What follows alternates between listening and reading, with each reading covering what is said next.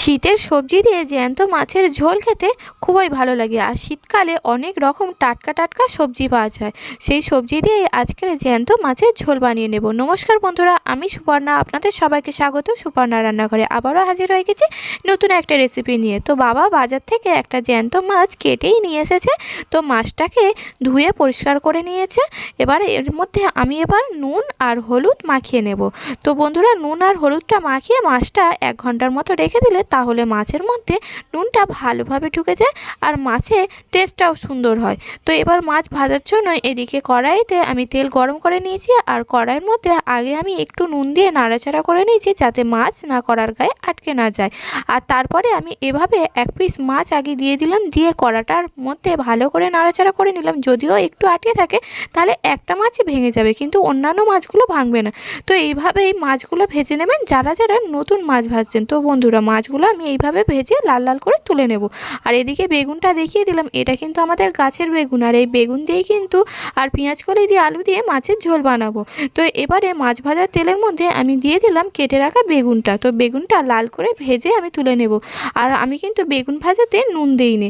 তো বেগুনটা আমি ভেজে তুলে নেওয়ার পর এবার ওর মধ্যে আমি দিয়ে দিচ্ছি মোটা মোটা করে বড় বড় করে কাটা আলু।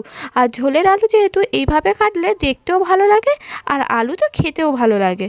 তো বন্ধুরা, এই আলুগুলো লাল লাল করে ভাজা হয়ে গেছে। তো এর মধ্যে এবার আমি দিয়ে দিচ্ছি শীতের পাকা টমেটো, খেতে কিন্তু অসাধারণ লাগে।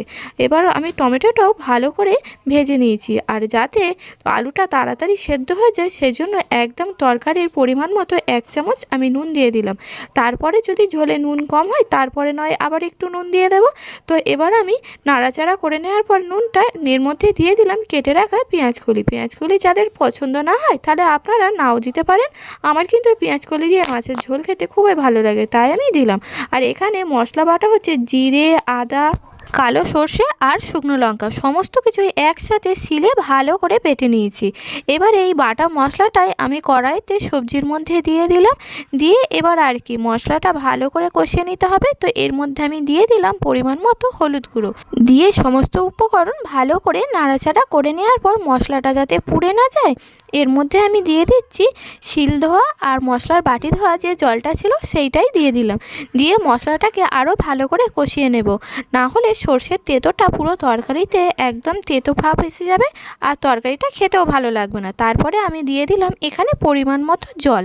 তো জলটা ফুটে উঠতে এর মধ্যে আমি দিয়ে দিলাম মাছ ভাজা। তো ভাজাগুলো দিয়ে আমি আবারও 3 থেকে 4 মিনিট ভালো করে ফুটিয়ে নেব, যাতে মাছের স্বাদটা তরকারির মধ্যে পুরোপুরিভাবে যেন পাওয়া যায়। আর সেই জন্যই দিয়ে দিলাম একটু ফুটিয়ে। আর তারপরে আমি এখানে দিয়ে দিলাম বেগুনটাও 2 মিনিটের মতো তরকারির মধ্যে ভালো করে ফুটিয়ে নিলাম। বেগুনটা লাস্টে দেওয়ার কারণ বেগুনটা যাতে গলে না যায় আগে দিলে। তারপরে আমি দিয়ে দিলাম ধনেপাতা। তো বন্ধুরা, কত সহজেই হয়ে গেল শীতের সবজি দিয়ে মাছের ঝোল। রেসিপিটি ভালো যদি লাগে তাহলে লাইক শেয়ার কমেন্ট করবেন, আর চ্যানেলে নতুন হলে চ্যানেলটি সাবস্ক্রাইব করে পাশে থাকার অনুরোধ রইল।